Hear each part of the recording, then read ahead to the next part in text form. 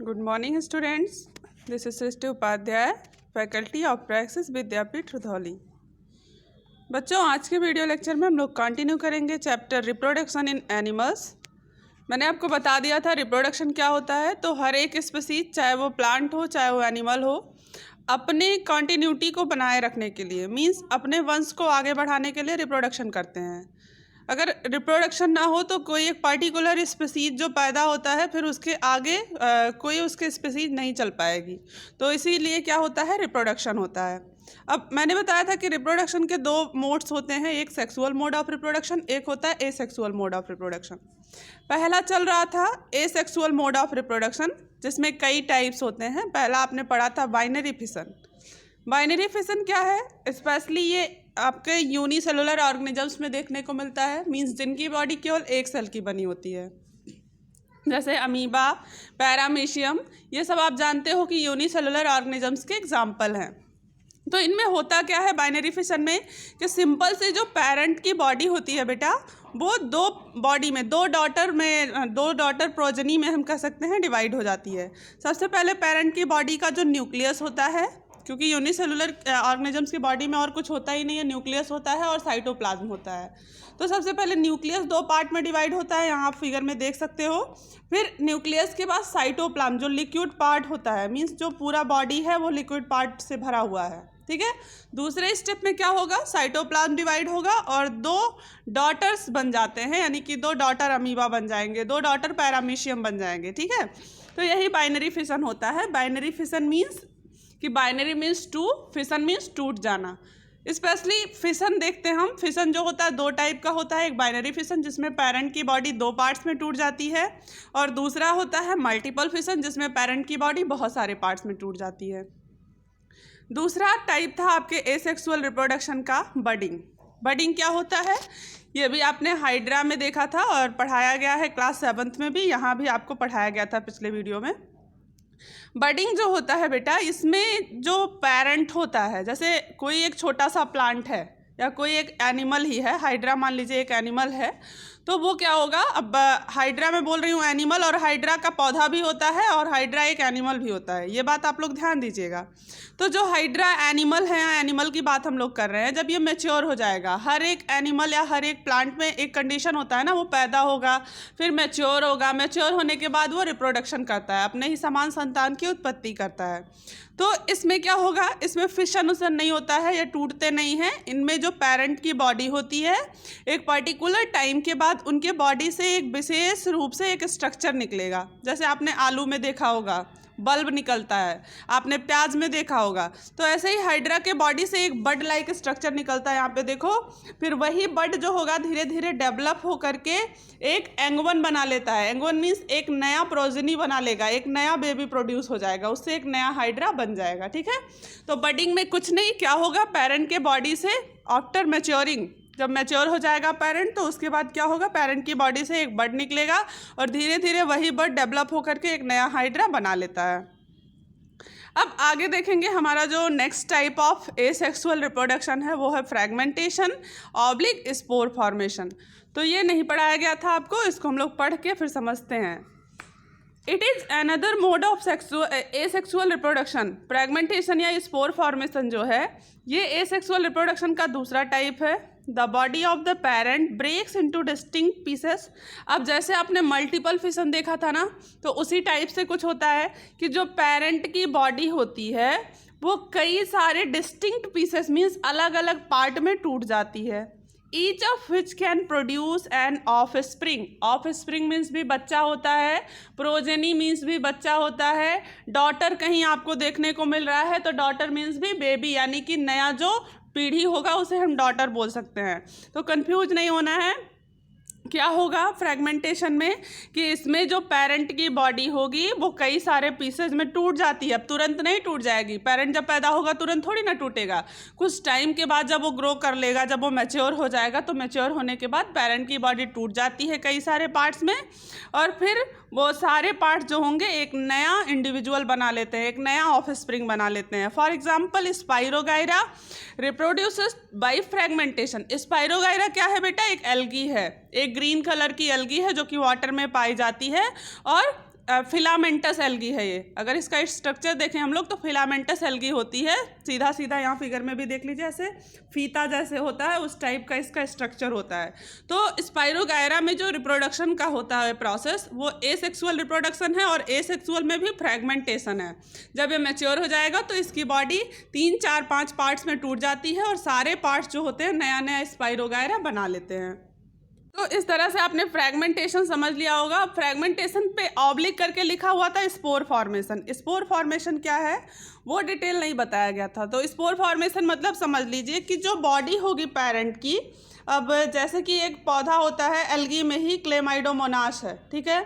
बहुत सारे एनिमल्स भी होते हैं, जैसे आप फाइलम जब पढ़ोगे क्लास 9th में तो आपको बताया जाएगा फाइलम सिलेंट्रेटा, फाइलम पोरीफेरा। तो उसके जो एनिमल्स होते हैं जैसे साइकन एक एनिमल का नाम है, ठीक है। तो उनमें क्या होता है, जैसे बॉडी है, बॉडी के अंदर ही स्पोर्स बनते हैं। स्पोर्स मतलब सेक्स सेल होता है, आप सबको पता है, मेल सेक्स सेल और फीमेल सेक्स सेल, दोनों टाइप के स्पोर बनेंगे और स्पोर आपस में फ्यूज कर जाएंगे और नए ऑफस्प्रिंग को प्रोड्यूस कर देंगे। ये होता है स्पोर फॉर्मेशन, ठीक है। मतलब एसेक्सुअल रिप्रोडक्शन में आपने पहले ही क्या सीख लिया है कि सिंगल पेरेंट से बेबी प्रोड्यूस होता है, ना कि 2 पेरेंट की ज़रूरत है। एसेक्सुअल रिप्रोडक्शन का मतलब आप अभी समझ लो कि सिंगल पेरेंट से बेबी का प्रोड्यूस होना, reproduction by single parent, double parent की ज़रूरत नहीं होती है इसमें। तो स्पोर फॉर्मेशन मतलब कि सिंगल पेरेंट से इसमें भी हो रहा है, फ्रेगमेंटेशन में भी सिंगल पेरेंट से आप देख रहे हो, बाइनरी फिशन में भी आपने सिंगल पेरेंट से देखा और बडिंग में भी आपने सिंगल पेरेंट से ही नए बच्चों की उत्पत्ति होना देख लिया है। अब नेक्स्ट टाइप है हमारा रीजनरेशन। रीजनरेशन का एग्जाम्पल आप लोग देखे भी होंगे, घरों में भी देख सकते हैं। ये क्या होता है, if a piece from the body of a parent is detached, ठीक है, डी अटैच्ड बोलेंगे, इसमें डिटैच्ड लिखा है। तो अगर पेरेंट के बॉडी से कोई पार्ट अलग हो जाता है, ठीक है, it can grow to develop into a completely new individual. जैसे अब मान लीजिए आप देख रहे थे, रामायण देखते होंगे, उसमें देखते हो रावण का सर कटता है और हर एक सर से क्या होता है, फिर से नया रावण बन जाता है। या रक्तबीज राक्षस वाला अगर आपने वो देखा होगा, माता रानी का एक स्टोरी है, तो उसमें क्या होता है, उसके हर एक खून के बूंद से एक नया राक्षस बन जाता है।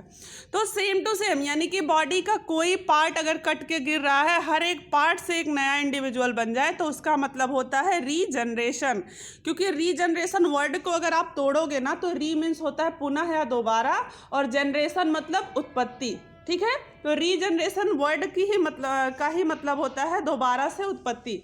तो किसी भी पार्ट का शरीर से अलग होना, वो पार्ट क्या करेगा, एक नए इंडिविजुअल को प्रोड्यूस कर देगा। और इंडिविजुअल मीन्स आप जानते हो ऑफस्प्रिंग, प्रोजेनी, डॉटर, ये सारी चीज़ें एक ही हैं। When a lizard loses its tail, it grows a new one। जब आप देखते हो छिपकली अगर अपने पूंछ को, छिपकली की पूंछ जब कट जाती है तो फिर क्या होता है, उसी से एक नया लिजर्ड प्रोड्यूस हो जाती है। This is known as regeneration. इसी को क्या कहते हैं, रीजनरेशन कहते हैं। For example Planaria shows regeneration. अब प्लेनेरिया क्या है, प्लेनेरिया फाइलम प्लेटीहेल्मिन्स का एक एनिमल है। आप क्लास 9th में इसके बारे में अच्छे से पढ़ोगे। इस एनिमल में क्या होता है, हेड पार्ट टूटा या टेल पार्ट टूटा या बैक से कहीं से भी कोई भी पार्ट टूटता है तो उस पार्ट से एक नया जानवर बन जाता है, एक नया एनिमल बन जाता है। इसी को क्या कहते हैं, रीजनरेशन। तो आप डिफाइन कर सकते हो यहाँ से, यहाँ पे है कि if the parent body, any parent body detach, अगर पेरेंट का कोई भी पार्ट क्या होगा, अलग हो जाएगा, तो उससे नया इंडिविजुअल बन जाएगा। बस इतना ही होगा आपका रीजनरेशन का एग्जाम्पल। और इसमें देख लोगे क्या क्या है, प्लेनेरिया है, लिजर्ड है, 2 एग्जाम्पल लिख सकते हो। जो भी टाइप सीख रहे हो उसका एक डेफिनीशन आप बनाओगे और साथ ही साथ उसका 2-3 एग्जाम्पल सीखोगे। नेक्स्ट है, अब खत्म हो गया एसेक्सुअल मोड ऑफ रिप्रोडक्शन में आपने कितने टाइप पढ़े। पहला पढ़ा बाइनरी फिशन और उसमें ऑप्शन करके मल्टीपल फिशन। बाइनरी फिशन का एग्जाम्पल क्या हो सकता है बेटा, यूग्लिना हो सकता है, अमीबा हो सकता है। दूसरा हमने पढ़ा था बडिंग, बडिंग में हाइड्रा मैं आपको बता दे रही हूँ, ठीक है। और पोटैटो भी आप लोग लिख सकते हो। नेक्स्ट अगर देखें तो नेक्स्ट था फ्रैगमेंटेशन। फ्रैगमेंटेशन का एग्जाम्पल स्पाइरोगायरा, ठीक है। स्पोर फॉर्मेशन वाला देखेंगे तो स्पोर फॉर्मेशन में हम लोग साइकन का एग्जाम्पल ले सकते हैं, SYCON, ठीक है। नेक्स्ट है रीजनरेशन। रीजनरेशन में लिजर्ड है और साथ ही साथ प्लेनेरिया है। तो इस तरह से एसेक्सुअल मोड ऑफ रिप्रोडक्शन आपने पढ़ लिया। एसेक्सुअल मोड ऑफ रिप्रोडक्शन का मतलब क्या होता है कि जिसमें सिंगल पेरेंट से नए इंडिविजुअल या नए ऑफस्प्रिंग की उत्पत्ति हो जाए, उसी को हम लोग एसेक्सुअल मोड ऑफ रिप्रोडक्शन कहते हैं। यहाँ पे आप 3-4 टाइप उसका पढ़ लिए हो। अब advantage of asexual reproduction, asexual reproduction का फ़ायदा क्या होता है तो देख लेते हैं। In asexual reproduction, since the offsprings arises from a single parent, it receives genes from one parent only. Offspring means बच्चा, ठीक है, जो नई पीढ़ी होगी। तो एसेक्सुअल रिप्रोडक्शन में क्या होता है, चूँकि हमें पता है कि ऑफस्प्रिंग केवल एक पेरेंट से उत्पन्न होता है, ठीक है, एक ही पेरेंट से वो चला आएगा, तो उसके जो जीन्स होंगे, जीन्स मीन्स जो जेनेटिक कैरेक्टर्स होंगे वो सिंगल पेरेंट के ही होंगे, एक ही पेरेंट के सेम टू सेम होते हैं। एक बात आपको और भी बताया गया होगा कि जो भी एसेक्सुअल रिप्रोडक्शन से बच्चे होते हैं वो सेम टू सेम अपने पेरेंट की तरह होते हैं, एकदम फोटोकॉपी होते हैं, बिल्कुल अंतर नहीं होता है, ठीक है। तो पहला तो ये हो गया, hence it does not show variations, अतः जो बच्चे होते हैं वो अपने पेरेंट्स से डिफरेंट नहीं होते हैं, सेम टू सेम होते हैं, कोई वेरिएशन नहीं होता है, कोई अलग नहीं दिखेंगे। It is exactly identical to the parent, अपने पेरेंट के आइडेंटिकल होंगे। सम अदर एडवांटेजेस आर, तो पहला एडवांटेज ये दिखा हमको कि सिंगल पेरेंट होने की वजह से बच्चे जो होते हैं सेम टू सेम अपने पेरेंट्स की तरह होते हैं। अब कुछ और है, पॉइंट पॉइंट करके लिखा हुआ है। The energy requirements for reproduction are minimal. अब एक चीज़ और है, जब दो पेरेंट्स की ज़रूरत होती है रिप्रोडक्शन के लिए तो दो लोगों का एनर्जी लॉस होगा, ज़्यादा एनर्जी चाहिए। जब सिंगल पेरेंट से रिप्रोडक्शन हो रहा है तो पहली बात यह है कि एनर्जी की जो रिक्वायरमेंट है रिप्रोडक्शन में वो कम होगी, ठीक है, तो एनर्जी की बचत हुई। दूसरी बात यह है, it can occur in various environment. दूसरा फ़ायदा यह है कि किसी भी इन्वायरमेंट में एसेक्सुअल रिप्रोडक्शन पॉसिबल हो जाता है। और जब आप बड़े हो जाओगे और भी अपर क्लास में पढ़ोगे तो सेक्सुअल रिप्रोडक्शन के लिए देखेंगे आप कि उसको सक्सेसफुल बनाने के लिए बहुत फेवरेबल कंडीशन चाहिए। फेवरेबल मीन्स उपयुक्त अगर समय रहेगा, उपयुक्त सब कुछ रहेगा तभी हो सकता है, नहीं तो पॉसिबल नहीं होता है। तो दूसरा फ़ायदा ये है कि एसेक्सुअल रिप्रोडक्शन बेटा किसी भी इन्वायरमेंट में पॉसिबल हो सकता है। तीसरा, it allows for species survival. इसमें जो स्पीसीज होते हैं ज़्यादा सक्सेसफुल होते हैं, क्योंकि रीजनरेशन में देख रहे हो कोई पार्ट कटा वो नए में हो गया, फ्रेगमेंटेशन में देख रहे हो 10-20 पार्ट में शरीर टूट गया तो 10-20 नए इंडिविजुअल बन गए, यानी कि स्पीसीज का जो सर्वाइवल होता है ज़्यादा चांस होगा। एसेक्सुअल में, आपके सेक्सुअल वाले में देखोगे तो उसमें बहुत सारे खतरे भी दिखाई देंगे। नेक्स्ट है, multiple forms of asexual reproduction are available, ठीक है। दूसरा फ़ायदा ये है कि जो एसेक्सुअल रिप्रोडक्शन होता है वो कई तरीके से होता है, ठीक है, तो अलग अलग एनिमल्स में अलग अलग टाइप का रिप्रोडक्शन पाया जाएगा।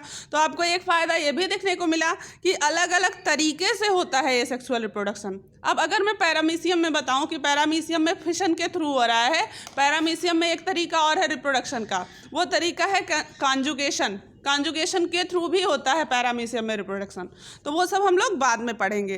नेक्स्ट है, positive genetic influences are guaranteed to be pass to the next generation.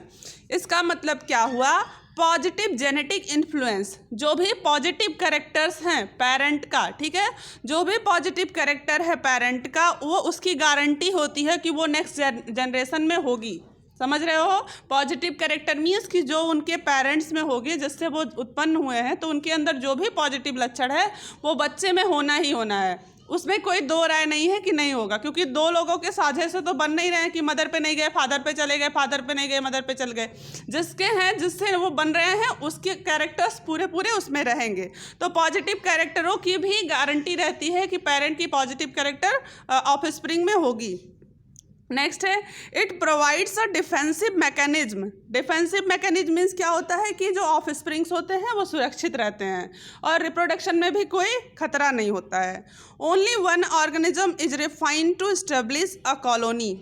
Next और बहुत इंपॉर्टेंट फ़ायदा कि किसी सिंगल ऑर्गेनिज्म से एक कॉलोनी का फॉर्मेशन हो सकता है। कॉलोनी मीन्स एक कॉलोनी बच सकती है, अगर अकेला एक हाइड्रा है तो हाइड्रा का एक मोहल्ला बच सकता है।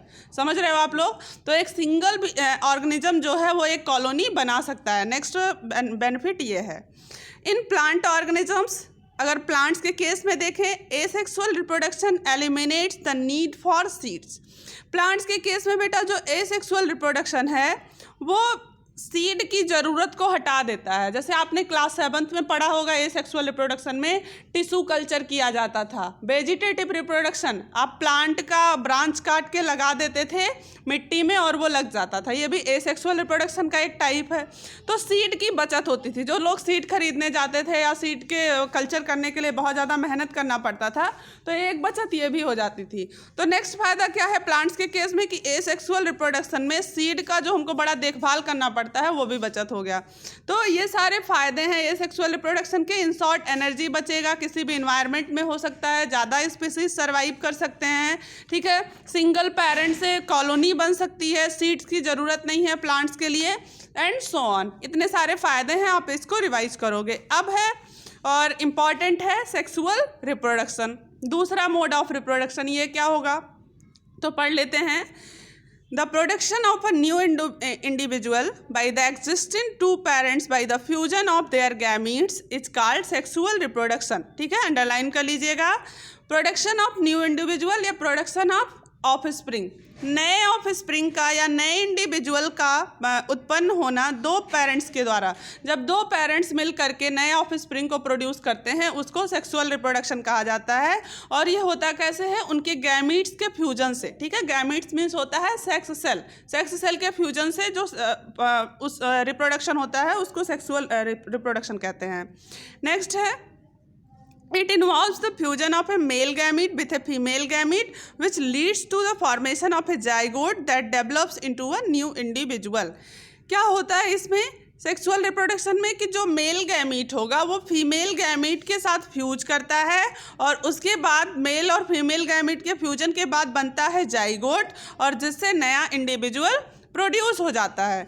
समझ लेंगे, मान लीजिए फीमेल गैमीट एक्स है, आपने पिछले चैप्टर में पढ़ा था ना, मेल फीमेल गैमीट का कॉन्सेप्ट आपको पता होगा, एक्स वाई एक्स एक्स होता है। ठीक है, तो वो फ्यूज करेंगे दोनों और फ्यूज करके क्या बना लेंगे, एक्स वाई बना लेंगे या तो एक्स एक्स बना लेंगे। ठीक है, बेबी बॉय या बेबी गर्ल ऐसा कुछ बनेगा और जाइगोट बनेगा। सबसे पहले जाइगोट के बाद बनता है नया इंडिविजुअल। अब कुछ एनिमल्स में आप देखते हो सेक्सुअल रिप्रोडक्शन के बाद भी कुछ एनिमल्स अंडे देते हैं, ओविपेरस होते हैं, और कुछ एनिमल्स बीवीपेरस होते हैं जो कि डायरेक्टली बेबी प्रोड्यूस कर देते हैं।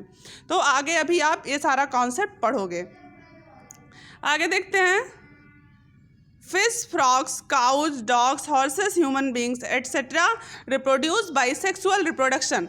तो इन शॉर्ट कह सकते हैं जितने भी डेवलप्ड एनिमल्स हैं जो ओरिजिन में हैं, दिखाई देते हैं, ये जो एसेक्सुअल रिप्रोडक्शन होता है प्लांट्स को छोड़ करके अगर एनिमल्स में देखेंगे तो बड़े लोअर ऑर्गेनिजम्स जो होंगे उन्हीं में एसेक्सुअल रिप्रोडक्शन होता है। प्लांट्स को छोड़ दें, अगर एनिमल्स की बात करें तो एनिमल्स में केवल लोअर ऑर्गेनिजम्स में ही सेक्सुअल रिप्रोडक्शन होगा, जबकि सेक्सुअल रिप्रोडक्शन जो है जितने भी डेवलप्ड हैं लगभग सब में क्या होता है, सेक्सुअल रिप्रोडक्शन होता है। जैसे आप फिश देख लो, फ्रॉग्स देख लो, काऊ देख लो, डॉग्स देख लो, ह्यूमन, हॉर्सेस, इन सारे में सेक्सुअल रिप्रोडक्शन होता है। अब मैंने जितने का नाम लिया इनमें से कुछ ऐसे भी हैं जो अंडे देते हैं, कुछ ऐसे हैं जो बेबी प्रोड्यूस करते हैं। ठीक है, तो अंडे देने वालों को हम लोग ओविपेरस कहते हैं और बेबी प्रोड्यूस करने वाले को हम लोग बीवीपेरस कहते हैं।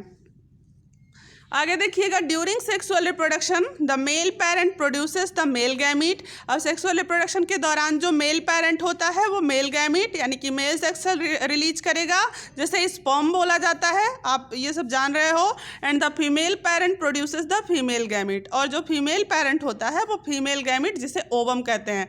अंडरलाइन करके इस बात को याद रखिएगा कि मेल गैमीट को क्या बोलते हैं, स्पर्म, फीमेल गैमीट को क्या बोलते हैं, ओवम। इसका प्रोडक्शन होगा, फिर क्या होता है, these gamete fuse to form the fertilized egg during the process of fertilization। अब स्पर्म और ओवम फ्यूज जब होते हैं तो फ्यूज करके क्या बनाते हैं, जाइगोट बनाते हैं। ठीक है, फर्टिलाइजेशन का प्रोसेस होता है और फर्टिलाइजेशन के प्रोसेस के बाद क्या बन जाता है, जाइगोट बन जाता है। Let us study about the stages of sexual reproduction. तो अब हमको स्टेजेस के बारे में पढ़ना है कि सेक्सुअल रिप्रोडक्शन में कौन कौन से स्टेज होते हैं, कैसे होता है ये। तो इसमें सबसे पहला है फर्टिलाइजेशन। देख लेते हैं। The fusion of male gamete sperm with a female gamete ovum to form a zygote during sexual reproduction is called fertilisation. Class 10th में आपको बहुत डिटेल में मिलेगा रिप्रोडक्शन पढ़ने के लिए। अभी आपका बेस है तो अभी आप ये फर्टिलाइजेशन का डेफिनीशन समझ लो क्या है कि मेल गैमीट का स्पर्म का फीमेल गैमीट से ओवम से फ्यूज करके जाइगोट का बनाना क्या कहलाता है? फर्टिलाइजेशन कहलाता है। The zygote is a fertilised egg. Zygote है जो है वो क्या है? फर्टिलाइज्ड एग है, यानी कि स्पर्म और ओवम एक दूसरे से फ्यूज कर चुके हैं, फिर क्या बनता है? जाइगोट बनता है। इट मीन्स उसको क्या कह सकते हैं? Fertilised egg. It is the first cell of a new organism. Underline कर लो, जाइगोट जो होता है, चाहे हम लोग हों चाहे कोई जानवर हो, हर एक जानवर, हर एक एनिमल, जो भी कोई है, जो भी बना हुआ है, जो भी हमको अर्थ पे दिखाई दे रहा है, सबकी लाइफ की स्टार्टिंग हुई है एक सिंगल सेल जाइगोट से, ठीक है। और सिंगल सेल जाइगोट बना कैसे? मेल फीमेल के फ्यूजन से। तो किसी भी ऑर्गेनिज्म के लाइफ की स्टार्टिंग सबसे पहले कहाँ से होती है? सिंगल सेल, जिसे कहते हैं जाइगोट। और वही जाइगोट फिर डिवीजन करता जाएगा, डिवाइड करता जाएगा, डिवाइड कर करके आगे एक ग्रोथ एनिमल बन जाता है।